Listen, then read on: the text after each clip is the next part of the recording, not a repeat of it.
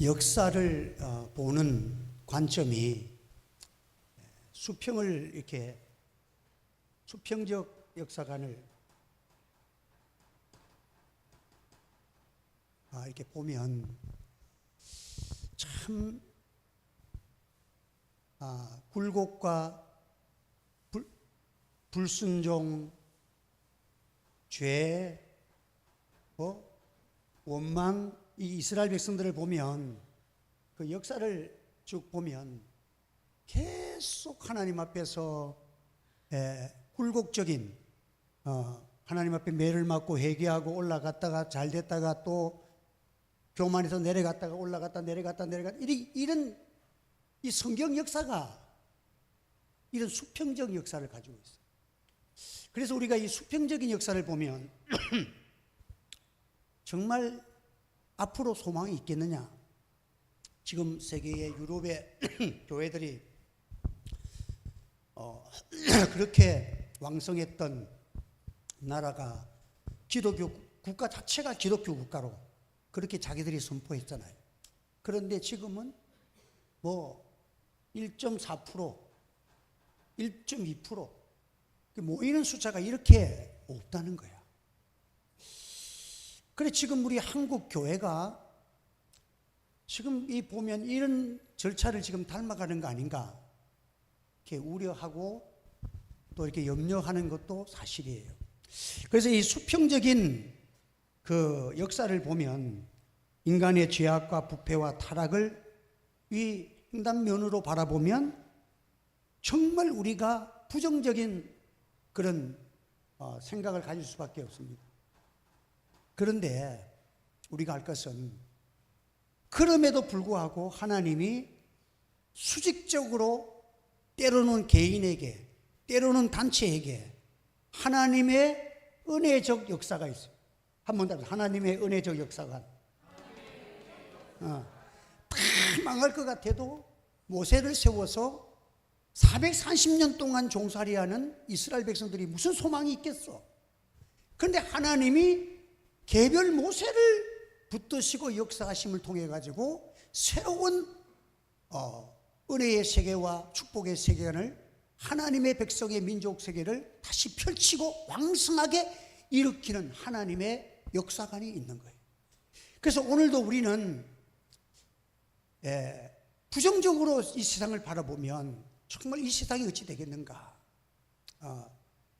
정말 힘들고 어려워. 지금 벌써부터 지금 그 마약이라는 것이 지금 어저께도 TV에 나왔지만 지금 1년에 30-40%씩 20대 30대가 지금 마약이 지금 늘어나는 거예요. 지금 엄청 우리 대한민국이 마약 복용하는 그 증가가 장난이 아니야.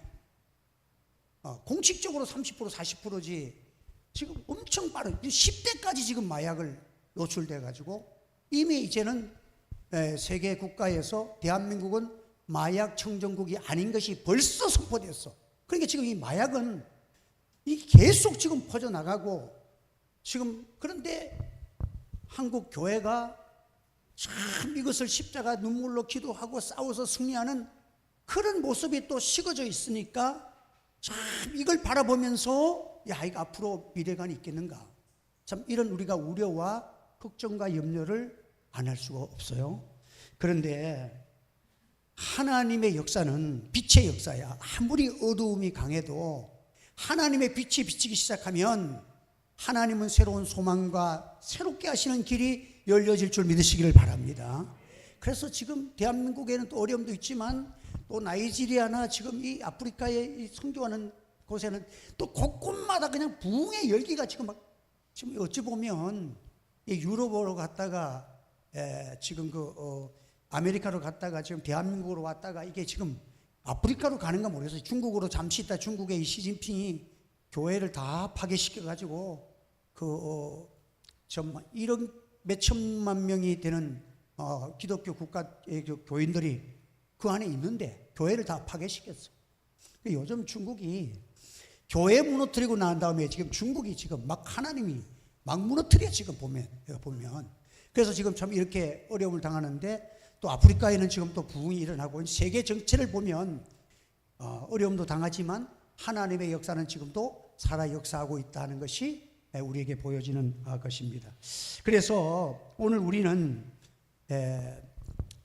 주님 안에서 소망을 가지고 지금은 우리가 신앙을 회복하기 위해서 힘을 써야 합니다. 10월 27일 날은 지금 뭐 고신 합동 합신 통합 전체적으로 이렇게 그래서 어저께 저도 이렇게 총회장님하고 연락을 해서 이번 주일에 신문에 이제 광고를 내고 우리가 10월 27일 날은 함께 기도하자, 함께 참여하자 하는 이러한 메시지를 이렇게 신문에 공고하고 하기로 결정을 했는데 지금 그래서 그게 이번에 하는 것은 정치적인 것은 하지 말자. 처음에는 이 정광훈 목사를 찾아가 가지고 문제를 야기시켜서 항의를 해서 손현범 목사님이 가슴이 뜨거워 가지고 이번에 막 100만 명, 200만 명을 모여서 막 숫자를 모이다 보니까 정광훈 목사를 했는데 우리들이 좀 반대를 했어요. 절대 이거 정치적 해서는 안 된다.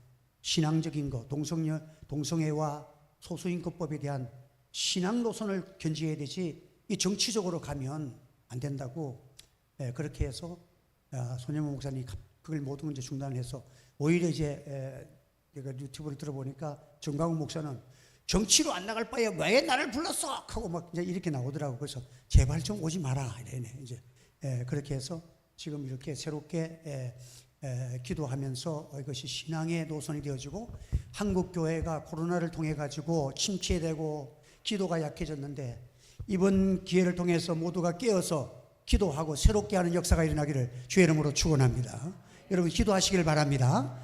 우리 한국에는 또 특별한 게 있어. 어려움을 당하면 일어서는 그런 정신이 있고 신앙이 있어. 그래서 브라질 같은 나라는 그 IMF가 왔을 때 다 넘어졌잖아. 근데 대한민국은 전 세계에서 IMF라는 그 큰 경제적 어려움을 당했을 때에 세계의 유례에 찾아볼 수 없이 제일 빨리 일어났어. 이게 뭐냐면 그때마다 그냥 기도원을 찾아가고 하나님 앞에 그냥 기도하고 예배에 막 그냥 참여하는 이 숫자가 높아질 때에 하나님께서 그 어려움에서 우리를 제일 빨리 우리에게 일으켜 주신 그 하나님의 역사가 있습니다. 이번에도 우리가 기도해서 하나님의 큰 역사가 일어나기를 주의 이름으로 축복합니다. 우리 동참하시고 기도 많이 해주시기를 부탁드립니다. 그래서 오늘 우리에게는 이 하나님의 큰 어떤 세력이 어두움의 세력이 강해도 하나님의 복음이라는 큰 강물, 복음이라는 큰 강물은 어떤 어려움도 그 속에서 역사가 일어나고 별짓이 다 있어 그걸 끌어안고 복음은 하나님의 뜻대로 움직이는 힘이 하나님께 있는 줄 믿으시기를 바랍니다. 우리 하나님은 그 복음 안에 지금 들어가면 지금 당장에 뭐 이렇게 부패하고 또 문제가 있고 이번에도 어떤 뭐 총회장님 문제가 또 발생해가지고 수치를 당하고 하지만 그러나 아직도 우상에게 절하지 아니한 7천 명이 남아있다는 주님 말씀처럼 지금도 한국 교회를 살리려고 기도하는 하나님의 사람들이 7천 명이 있는 줄 저는 믿습니다. 한국에 7천 명은 더 돼. 지금 내가 안만 봐도 그런 하나님의 역사가 있기 때문에 우리가 지금 소망을 가지고 살면 하나님이 이 모든 불합리하고 또 부정과 부패가 많고 제약이 많아도 이걸 그냥 끌어안고 하나님께서 하나님의 뜻대로 움직이는 그 역사를 이루어 간다는 거야. 그래서 하나님의 백성들은 이런 용기도 필요하고 결단도 필요해. 근데 이제 우리가 하나님께서 은혜를 주실 때에 개인도 그러하고 교회도 그러하고 그 성공의 법칙이 있어. 한번 따라 하시죠. 성공의 법칙. 이거는 여러분 처음에 하나님께서 말씀을 주십니다. 은혜의 말씀을 주십니다. 그러면 성공하는 사람은 즉시 듣고 순종해. 그러면 결과가 하나님의 축복이 됩니다. 한번 더 말씀을 듣고 즉시 순종하면 축복이 이루어집니다. 근데 말씀을 들었어. 그래 어떤 사람은 말씀 듣고 은혜 받으면 나 이제 이제부터 일하겠습니다. 나 교회 이렇게 하겠습니다. 뭐 충성하겠습니다. 그런 마음을 하나님이 성령의 감동과 말씀을 통해서 내게 주셨어. 그런데 지체하면 한번 더 지체하면 변명하게 된다. 이게 말씀을 듣고 성령의 감동을 소멸하고 잠시 지체하는 동안에 어떻게 돼요? 마귀가 가만 안 놔둬. 이런 말씀을 들으면 바로 순종해야 돼. 그래서 신앙에 성공한 사람들은요, 언제든지 말씀을 듣고 바로 실천하는 거야. 즉시로. 삭개오에 내려와 하니까 어땠습니까? 삭개오가 급히 내려와. 주님의 말씀을 듣고 급히 내려왔다는 거야. 바로 순종하니까 하나님께서 그 가정에 놀라운 구원의 역사가 일어나고 온 가족이 예수 믿고 구원받고 하나님의 축복이 일어났는데, 지체하면 마귀가 역사해가지고 순종을 못해. 그리고 나중에 보면 변명한다. 내가 그때 그렇게 하려고 했는데 무엇 때문에 못했고 무엇 때문에 했고. 이렇게 실패하는 사람은 항상 마지막에는 변명만 하는 거예요. 그래서 변명은 뭐야? 실패했다는 증거야. 한번 더, 변명은 실패한 증거입니다. 실패한 사람이 하는 것이 변명이야. 선악과 따먹고 나면 뭐야? 변명하지. 내가 안 먹으려고 그랬는데 여자가 줘서 먹었는데, 어쩌고 여자애는 왜 먹었니? 나도 별 생각이 없었는데 뱀이 와가지고 뭐 어쩌고 자꾸 변명해가지고 이렇게 되는 거예요. 그게 어디서 있냐면, 원인은 하나님의 말씀을 듣고 지체해버리면 그런 문제가 발생되는 거예요. 그래서 언제든지 별거 아닌 건데 어떤 사람은 저 사람은 왜 이렇게 성공했을까? 딱 보면 주님의 음성 듣고 바로 순종하는 사람은 그 주님의 기적과 역사를 날마다 체험하고 하나님의 은혜 가운데서 성공하게 되는 거예요. 근데 그 은혜는 쉽게 받아가지고 감동은 빨리 받는데 항상 의심하고 나중에 지체하니까 의심이 들어오고 의심하니까 물에 빠지는 거예요. 이게 실패하는 원인이 되는 거예요. 그래서 우리가 하나님 앞에서는 항상 우리가 어떤 일이 있어도 그대로 순종해. 이게 사도 바울은 참 큰 인물이야. 오늘도 보면은 사도 바울이 과거의 전적 때문에 어려움을 많이 당했어. 왜? 과거에 교회를 많이 어려움을 당했잖아. 사람들을 잡아다가 심지어는 스데반을 돌로 쳐 죽이는데 앞장섰잖아. 이러니까 모든 사람이 바울을 보면 저거 옛날에 그 전적이 저랬는데 믿을 수 있나? 그리고 저런 사람이 예수님을 보고 따라다니고 예수님을 만나서 예수님과 함께 했던 사람을 가르쳐서 사도라 그러는데, 바울을 사도라고 부르는 게 맞나? 예수님 십자가에 죽고 나서 부활한 다음에 이 바울이 선택돼 갖고 사도라 불렀는데, 이 사람은 다른 사도하고 다르고 사도라고 해야 되나 말아야 되냐, 이런 말까지 막 들려지는 거라. 그러나 그 사도 바울은 죽은 예수님, 죽은 후에 아니라 죽고 부활하신 주님을 부활하신 살아계신 주님을 만난 거야. 살아계신 주님을 만났기 때문에 그래서 사도 바울이 말하기를, 적어도 고린도 교회 성도들아, 너희들이 다른 사람들은, 다른 나를 모르는 사람들은 그런 비방을 할 수가 있어. 그러나 내가 고린도에서 너희를 위해서 기도하고 눈물로 기도하고 교회를 세운 나에게 대해서 너희만이라도 그렇게 하면 안 되지. 오늘 본문에 그거야. 내가 얼마나 너희를 위해서 기도하고 이렇게 교회를 세웠는데 너희들까지 나를 사도냐 아니냐 이렇게 비난하고 부정적으로 해서는 안 된다 하는 것이 사도 바울. 그럼에도 사도 바울은 그 복음을 양보하지 않았어. 어떤 사람 같으면 그럼 나 사도 그만하겠습니다 하고 그만둘 텐데, 사도 바울은 끝까지 했어. 그리고 말하기를, 베드로나 다른 사도들은 결혼을 하고 이렇게 했지만 나는 결혼하지 않았다.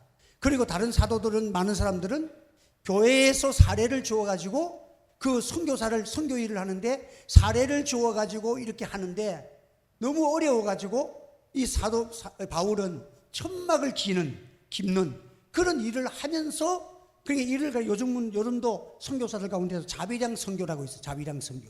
자신이 어떤 종회나 노예나 이렇게 파송을 해가지고 전적 그 사람의 재정을 먹을 거 걱정하지 말라고 다 대어주면서 하는 사람도 있지만은, 그것을 자기 가족이나 누구를 통해 가지고, 그러면 이 사람들이 어려움을 당할 때 보면 말차정적으로 어렵잖아. 그래서 거기에서 다른 일을 하면서 복음을 전하는 그런 자비량 선교사도 있는 것처럼, 사도 바울도 한때는 천막을 기어가면서 그렇게 하나님 앞에서 이 선교 사업에 자기가 헌신을 했어요. 그래서 이것이 그 사도 바울에게는 그렇게까지 했지만은 정상적인 건 아니야. 그 목회자가 뭐 투잡도 하면서 요즘 내가 전에도 이렇게 그 서울 갔다 내려와 가지고 갑자기 급해 가지고 이제 택시를 타고 오는데 택시 운전사가 모자를 푹 쓰고 이렇게 운전을 해서 이렇게 보니까 내가 보니까 딱 보니 나는 목사님 아는 목사라. 그런데 이제 교회가 이게 내가 알기로는 이제 교회를 지었는데 교회가 어려우니까 참 이렇게 그 택시 운전을 또 밤에 나가서 또 택시 운전을 하시고 이렇게 하는데 그러면서 이제 그러니까 모른 척하고 이렇게 이제 나도 이제 알면서도 눈을 감고 자는 척하고 이제 그 침묵의 시간이 참 힘들더라고요. 참 그렇게 뭐냐면은 이렇게 어렵고 교회가 어려우니까 어떤 목사님은 또 저녁에 그냥 집에서 또 이렇게 그 닭을 튀겨 가지고 이제 그걸 이제 그 주문 들어오면 이제 배달하는데 배달하러 가다가 다른 목사님하고 엘리베이터에서 또 만난 거예요. 그 아파트에 들어가면서 만나가지고 그래가지고 그런 일도 있고 참 이런 참 그 복음을 전하기 위해서 그런 일들을 하면서도 하는 일들이 있지만은 이 사도 바울도 그렇게 했잖아. 어려우면 그렇게 할 수 있어. 그러나 이것은 정상적인 건 아니에요. 목회자가 더 열심히 목회할 수 있도록 교인들은 위해서 기도하고 목회자의 그 의식주의 문제 때문에 기도하는 시간을 빼앗기고 또 말씀 연구하는 시간을 빼앗기지 않도록 여러분들이 기도 많이 해서 그런 일을 협력해서 주의 뜻을 이루는 그런 일을 해서 여러분들이 복을 받기를 바랍니다. 그 선한 일을 하면 하나님께서 은혜 주시고 복을 받잖아. 그래서 지금까지 참 이렇게 오면서 저는 늘 감사하고 목회자는 저는 아침부터 저녁까지 미국도 갔다 왔고 여행도 많이 갔다 왔기 때문에 그런데 별 그런 게 없어. 근데 이제 우리 사모는 보니까 이렇게 많이 매여 있어 가지고 참 힘든 과정을 보면서 내가 보면 요즘 보면 이제 철이 좀 들었는 것 같아. 그러니까 이게 참 고생을 너무 많이 하는구나. 다른 목사님들은 안식년이 있고 안식달이 있어 가지고 그래서 몇 달씩 또 쉬고 하는데 우리는 27년이 넘도록 단 며칠도 우리가 쉬러 간 적은 없어. 노예했었기 때문에 가고 총회했을 때는 간 적은 있어도 우리가 지금 별도로 이렇게 간 적은 없어요. 그래서 한 번은 내가 이렇게 좀 그래도 다른 사람 한 건 한번 해봐야지. 그래서 그거 하려고 올해 내로 한번 하려고 그렇게 하려고 합니다. 왜 배 아파요? 그래서 저렇게 좀 그렇게 한번 했으면 좋겠다. 그래서 우리가 투잡은 하지 않지만 우리 교회가 이게 여러분들 이 교회가 관리하는 것이 장난이 아니에요. 지금 전기, 소방 이것도 내가 가서 가서 하루 종일 교육받고 시험 치고 이래가지고 이게 지금 이게 소방 관리 자격증을 가지고 또 해야 되지.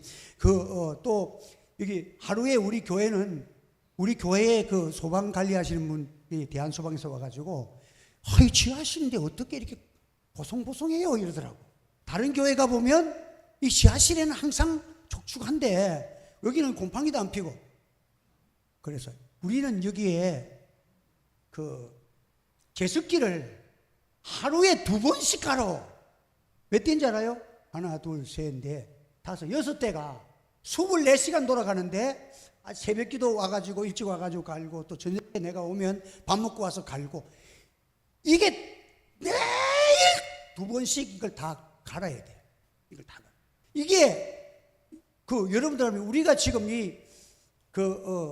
교회에 사찰 집사 노릇까지 다 맡아 사기 때문에 여러분들이 지금 우리 교회에 그래도 목회자가 2가지 3가지 일을 하는 것과 같아. 그리고 교회 운전 다 하지. 오늘 아침 주일날도 아침에 일하면 내가 오늘도 8시 50분에 출발해서 부산으로 해가지고 한 바퀴 돌아오잖아. 또 교인들 데리고 오고. 이게 지금 1인 3역 4역을 한다고. 저는 괜찮아. 저는 그래서 나는 하는 게 감사합니다. 내가 자꾸 하니까 하나님이 건강을 주셔가지고 나는 자꾸 주님이 일할수록 지금 건강해가지고 너무 젊어져서 큰일 났어. 그런데 참 이렇게 같이 보조하는 우리 사모 입장에서 보면 가만 보면 많이 힘들고, 또 5층을 가면 어떨 때는 힘들다 그래. 그럼 내가 뒤에서 밀어준다니까. 참 좋은 신랑이야.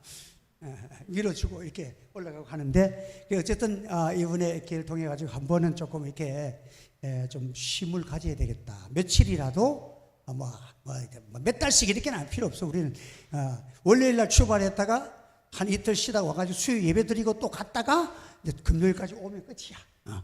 그래라도 이렇게 했으면 좋겠다. 왜냐하면 사람은 이렇게 휴식이라는 것이 반드시 필요해요. 그래서 그래서 내가 다음 주일날 재직회를 여는 이유가 바로 그거야.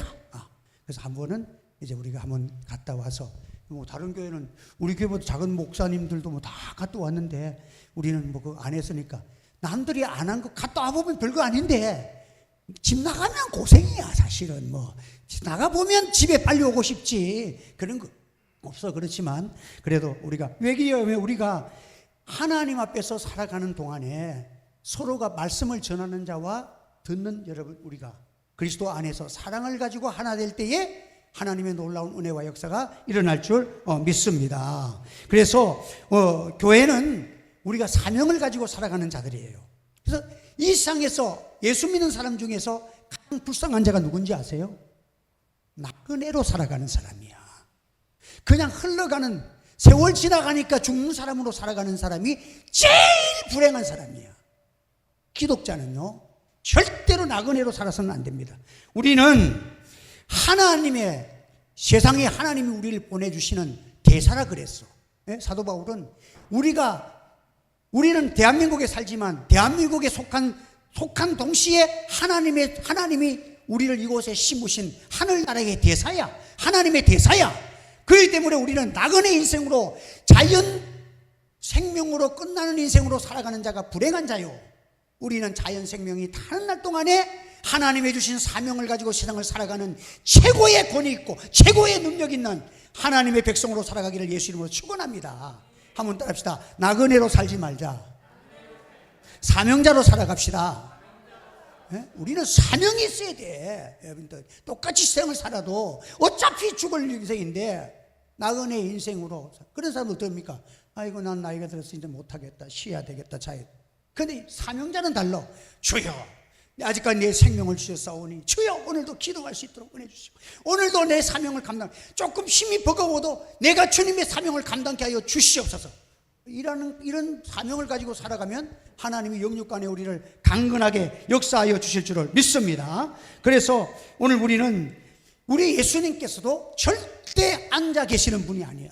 우리 예수님은요, 스데반이 죽을 때 보니까, 스데반이 순교당해서 죽을 때 눈을 떠서 예수님을 바라봤어. 예수님을 바라보니까 예수님이 또 보좌에 앉아서 폼 잡는 분이 아니야. 어떤 분이야? 뻘떡 일어서가지고 지금 그냥 스데반을 반길 준비를 하고 계시는 분이 예수님이시야. 우리 예수님은 일하시는 분이시고 사명을 가지고 오늘도 우리를 위해서 기도하시면서 뻘떡 일어나서 지금 스데반 와 할렐루야, 내 오늘 만난다. 예수님이 달려가서 반기시는 예수님이 우리 예수님이시야. 그래서 우리는 그 예수님을 바라보면서 오늘도 그 예수님 만날 때까지는 나는 표대를 향하여 오늘도 달려가노라, 이 믿음을 가지고 오늘 성도들이 나아가는 성공된 삶을 살아가시기를 바랍니다. 그래서 우리 예수님께서는 우리로 하여금 쉬지 않고 살아도 능히 이길 수 있도록 성령을 보내주셔가지고 세상 끝날까지 내가 너희와 항상 함께 있으리라. 우리 예수님, 우리는 우리 성령님과 예수님이 따로 있는 게 아니야. 예수님이 부활승천하시고 성령으로 우리와 함께, 예수님은 성부, 성자, 성령은 한 하나님이시야. 그래서 삼위일체라는 거야. 삼위일체 하나님. 그러나 우리에게 나타나신 하나님은 성부 하나님께서 우리를 선택하시고 우리를 사랑하시는 그 사역을 하시고, 성자 하나님께서 우리를 구속하시는 역사하시고, 성령께서 우리에게 성화와 마지막 영화를 위해서 힘써주시는 이 역사를 이루시는, 그러니까 우리 인간이 창조주 하나님, 천지만물을 창조하시고 이 영생의 하나님을 인간의 머리로 하나님을 분별하고 판단할 수가 없어. 그런데 이단들은 자기 머리로 하나님을 다 판단해가지고 예수님은 육체를 입었기 때문에 하나님이 될 수 없다는 등 많은 등 별소리를 여러분, 성경대로 믿는 여러분 되시기를 바랍니다. 우리 예수님은 사람의 몸을 입고 오신 하나님이신 줄로 기억하시기를 바랍니다. 그래서 그렇기 때문에 이 지구상의 종교가 아무리 많아도 유일하신 생명 되시고 길이 되시고 인간을 구원하실 분은 예수님밖에 없다는 결론이, 왜? 예수님이 하나님이시고 그리스도이시기 때문에, 우리를 위해서 이 땅에 찾아오시는 그 하나님이시기 때문에 우리는 다른 종교에는 구원이 없어. 이건 여러분들이 기독교가 교만해서 그런 것이 아니라, 다른 사람들 말하기를 쉽게 말하면, 인생의 논리로 말하면 종교는 하나다. 동으로 가든 서로 가든 도북으로 가든 큰 산꼭대기에 올라가는 데는 이리 가나 저리 가나 구원은 올라가는 게 아니에요, 여러분들. 인간은 죄 많은 인생이 어떻게 영생하는 그 체계를 인간이 어떻게 도달할 거야? 밖에서 학위 딴다고 돌아갈 수 있어? 천재도 안 돼. 자, 죄의 문제는 해결할 길이 없는 거예요. 위에서 내려오는 사다떡들이 하나님이 보내주신 예수를 믿음으로 구원 얻는 줄 믿으시기를 바랍니다. 그렇기 때문에 구원의 길은 예수님밖에 없어. 이 분명한 구원론을 여러분 굳게 가질 때에 한국 기독교는 타락하지 않는 줄 믿습니다. 이 지금 뭐 다른 타 기독교에도 구원이 있다? 그래, 막 그 어떤 유명한 목사님이 그냥 절에 가서 초청을 받아가지고 거기서 한마디 하려고 하니까 구원론을 말하면 되지, 그냥 뭐. 근데 거기에서 하다 보니까 불교에도 구원이 있다고 얘기해가지고 이런 얘기를 막, 이러면 그저 너무 올라가는 것도 문제야. 그리고 목사는요, 하나님이 보내주시는, 내가 이 부역 작은 교회 목사를 할지라도 하나님의 대사야. 전능하신 하나님이 나를 보내 이곳에 심으신 거야. 여러분, 교회에 있을 때는 여기에 지금 윤석열 대통령이 요 자리에 오면 어디 앉아야 돼? 내 허락 없이 못 올라와. 여기는 하나님이 주시는 말씀이 선포되는, 성경에 보면은 여러분들 여기에 이것은 하나님이 주시는 거룩한 내 신발을 벗으라고 말씀하시는 그 말씀이 선포되는 곳인 줄 저는 믿습니다. 그렇기 때문에 우리가 하나님 앞에서 그런 것을, 그 이번에 그 화요일 날 내가 우리 사모하고 이제 우리 국회에 갈 일이 있어가지고 올라가서 영화 다큐멘터리 그 보고, 한미 동맹 그것 때문에 가서 보고 왔는데, 그걸 마치고 나니까 그 어떤 목사님이 또 사진 찍기를 너무 좋아하는데 자기는 또 그거 하니까 내보고, 내가 이제 총무 목사님이 좀 얘기해가지고 사진 좀 찍자 그러니까, 그래서 왜요? 그러니까 아니 난 사진 찍는 거 별로 안 좋다. 자기는 좀 꼭 찍어야 되겠대. 누구가 찍는데? 오세훈 그 시장하고 찍고 싶다는 거야. 그래서 오세훈 시장 나오길래 시장님 잠깐 봅시다. 그래서 같이 그래 내 목사인데요, 같이 사진 찍읍시다. 그래서 사진을 찍었어. 그때 내가 발을 이렇게 올려야 되는데, 내가 이 요만한 거야. 사진을 찍었어. 그래서 내가 이제 목사라 그러고, 그걸 주관한 그 목사님 같이 이렇게 내가 있으니까, 그러면 이제 오세훈 시장이 나하고 악수했으니까 내가 영광이요, 자기가 영광이요? 말 잘해야 돼. 뭐 세상을 보면 사람들이 그 사람하고 사인 받고 악수하는 게 더 영광스럽다 생각할지 몰라도 나는 목사기 때문에 그렇지 않아. 오세훈 시장, 네가 정말 나를 알았더라면, 목사님 오늘 사진 찍고 악수하게 돼서 너무 영광입니다. 나는 이제 서울시장인데 그만해도 여한이 없습니다. 이 정도 되겠지. 믿거나 말거나 목사는 그런 게 있어야 돼. 여러분, 나는 오세훈 시장 앞에 그가 정치를 100년에도 따라올 수 없는 영생을 주는 복음을 전하는 하나님의 메신지야. 그러니까 나는 어디 가든지 당당해. 왜? 내가 목사 위에 다른 정치를 하거나 뭐 그들에게 뭐 밥이라도 한 걸 얻어먹을, 그렇게 하려고 그러면 사람이 추접해지는 거야. 나는 정치가들 만나면 내가 밥 사주지 절대 밥을 안 얻어먹어. 개별적으로 만나면. 박근혜 하고 박재상 의원이 국민의힘의 총대 1번이야. 박재상 의원이. 김영삼 대통령부터 그 최용훈이 뭐 이런 사람들 제일 감옥을 많이 갔다 오고 이래가지고, 근데 욕을 잘해가지고 장관을 안 시켜준 사람이 박재상 의원이야. 그 수원에 서청원 그 국회의원 했던 그 사람인데, 그분하고 같이 밥을 먹는데 밥값 3인분 정심 특선한 데 가가지고 소위 4사람, 방송만 회장하고 소위 4사람 먹었는데 밥값을 내가 냈어. 그때 1, 2천 원짜리가 아니야, 여러분들. 1인당 16,500원짜리야. 그걸 내가 냈다니까? 진짜 내가 냈다니까.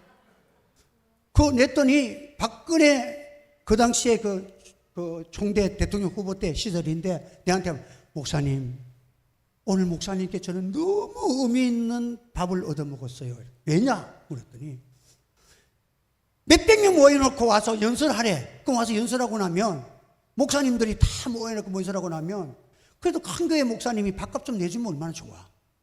그런데 다 끝나고 나면 가면서 하는 말이 잘 먹고 오늘 연설 좋았습니다 하고 악수만 하고 그냥 간대. 그러면 정치가들 보고 부정부패하지 마라 그러고 목사님들이 다 그 기도해 놔놓고는 밥값도 안 내고 가면 정치가들이 월급 얼마 받는다고 그걸 내보고 욕을 하더라고. 그런데 나는 진짜 목사님이래.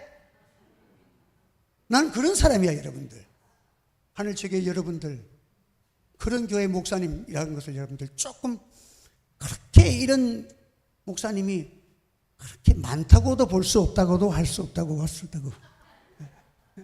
그러니까 우리가 하나님 앞에서 일상을 살아갈 때 나그네로 살지 말고, 사도 바울은 고난도 많고 자기를 비방하는 것도 많지만은 나는 하나님의 복음을 전하는 자야. 장가도 못 가고 뭐도 못 되고 뭐 했지만은 나는 예수님의 복음을 전하는 하나님의 삶, 이게 너무 감사해서 그렇게 때로는 천막을 기억하면서라도 이 복음을 전할 수만 있다면 나는 너무 감사하다. 이 삶이 저와 여러분의 삶이 되기를 예수 이름으로 축원합니다. 얼마나 행복합니까? 그래, 여러분, 예수님이 없는 삶 속에서 예수님 만나서 살아가는 삶이 얼마나 기뻐. 우리 그 부인 되시는 분이 당신이 교회에 나갈 것은 세상 남자 다 교회 가도 당신은 절대 교회 안 갈 거라고 생각했던 사람이 이 자리에 앉아있다. 그래가지고는 여름철에 우리 교회 그냥 어제도 막 우리 교회 방문 문 닫고 쳐놓고 가시고 이렇게 하는데 교회 일하고 목사 일 해준 것 같죠? 그런데 알고 보니까 자기 일 했더라고. 난 몰랐는데 유영숙 지사님이 목사님이 일했습니까? 자기 일 했지. 일하더라니까 내보고.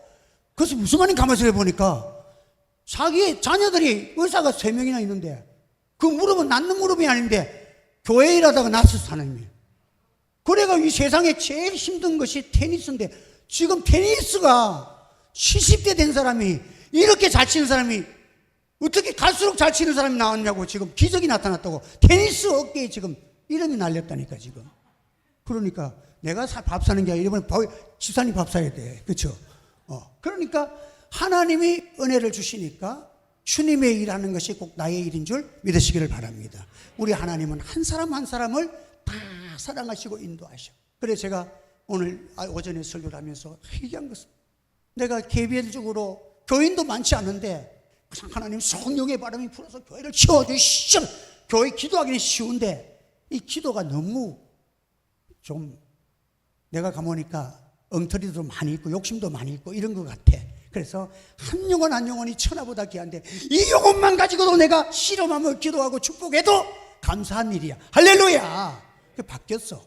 그래서 제가 11월 달부터는 내한테 기도를 요청하신 분들, 또 이렇게 암에 걸려가지고 고통당하는 목사님, 또 목사님 자녀분들, 나는 이게 다른 교회 있는데 내보고 자꾸 기도해달라 그래.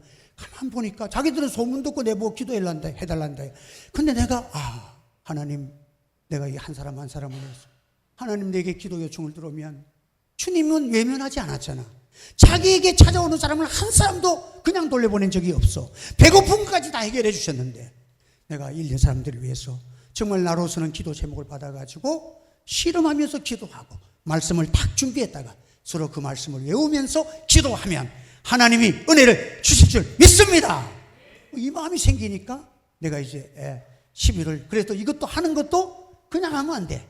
또 기도로 준비해가지고 하나님 제가 기도로 준비하겠사오니 은혜를 달라고 기도해서 이제 여러분들 우리가 참 하나님이 내게 주신 사명 안에서 하나하나 우리가 또 때로는 세밀하게 또 때로는 관용 있게 역사에 흐르는 하나님의 관영하신 하나님의 복음과 함께 어려움을 당할 때는 관용 있게 또 우리가 평안할 때는 세부적으로 기도해서 하나님의 영광을 땅에 선포하는 우리 하늘지교의 성도들 다 되시기를 예수님의 이름으로 축복합니다.